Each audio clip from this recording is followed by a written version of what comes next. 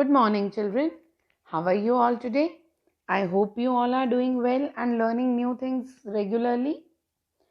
This video is going to mark the beginning of the poetry section for class 9. Today, we'll start with a very interesting and one of my favorite poem from our book Beehive. And the poem is The Road Not Taken by Robert Frost. Let's talk about the poet first. Robert Lee Frost was born on 26 March 1874. He was an American poet born in San Francisco, but he spent most of his life in rural New England. His work frequently employed themes from the early 1900s rural life. He is best known for his shorter lyrics. He admired the qualities of honesty, simplicity, love, and hard work. Some of his best known famous poems are Mending Walls, Provide, Death of the Hired Man, and of course, The Road Not Taken. Talking about the theme of the poem is about the struggles that everyone faces while making decisions in our life. There are two paths that are offered to us, the one which everyone walks and the other that is opposite the crowd. The person in the poem has to decide whether to follow the crowd or to take the other road and make his own path in life. He refuses to do the ordinary things just because everyone else does them, and in the end, he chooses the path that has not had many travelers. Now, if I talk about the title of the poem, the title, The Road Not Taken, is very appropriate. The road is a symbol of choices made by all of us in our life.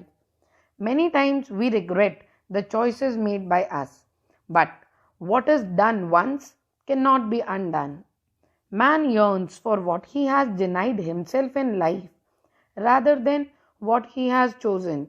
Hence, the poet has given his poem the title The Road Not Taken.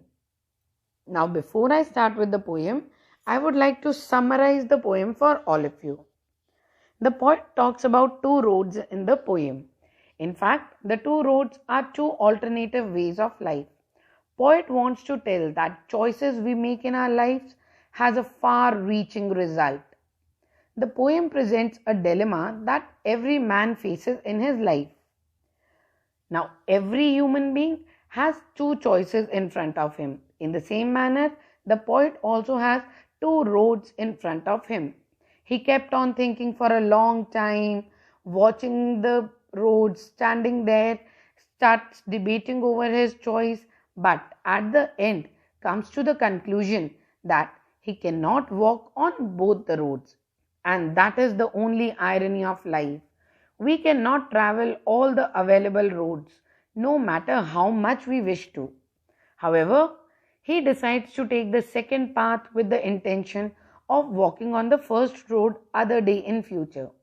At the same time, he knows that the chances of his returning that way are very less.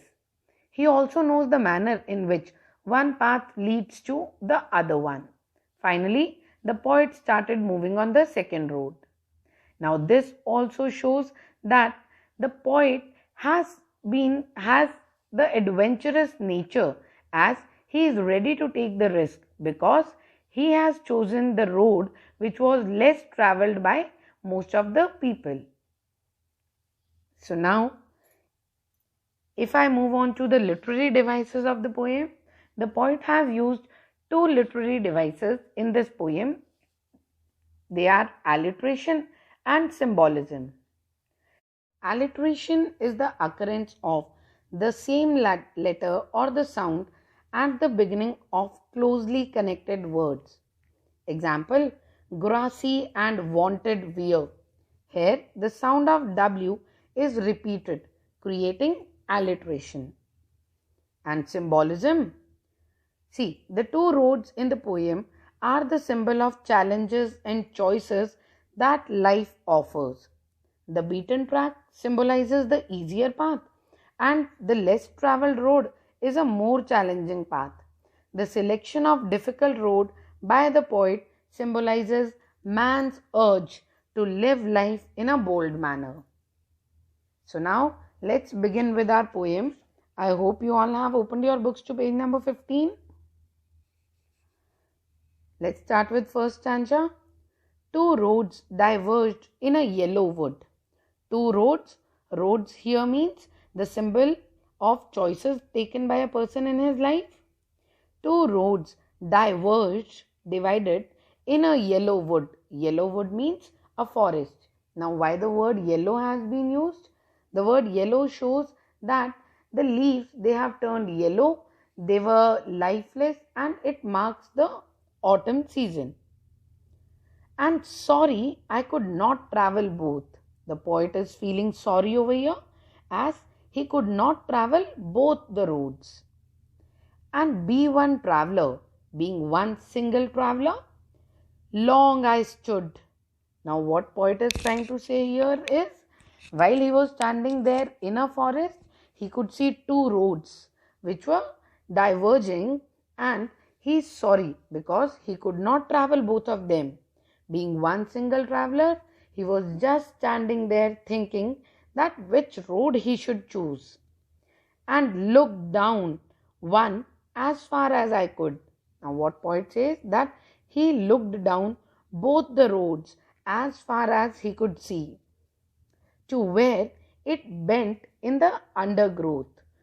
To where it bent in the undergrowth means that he noticed that one of the roads bent in the trees and shrubs, and finally it disappeared. Now, if I talk about summarizing the entire stanza, the poet standing in the forest could see two different roads, but being a single traveler, he could not determine which way he should choose. He stood there for long.